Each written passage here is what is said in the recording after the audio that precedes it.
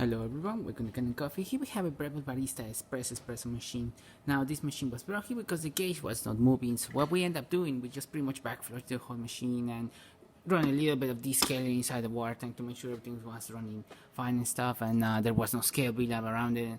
And yeah, because this machine hasn't been used for a while as well, so we pretty much give it a small little tune-up, nothing crazy.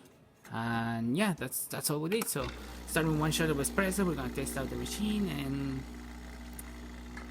hopefully I pick up the right grind settings, otherwise you're gonna see coffee barely dripping or drip coffee.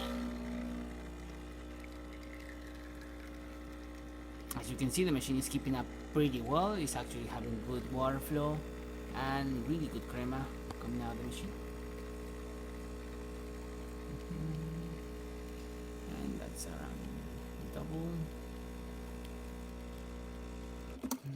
Maybe it's for a little bit too long, but yeah, there you have it. Breville Barista Express working once again. So thank you for Premium Canon Coffee. Please subscribe to our channel for more content this every day, and thanks for watching.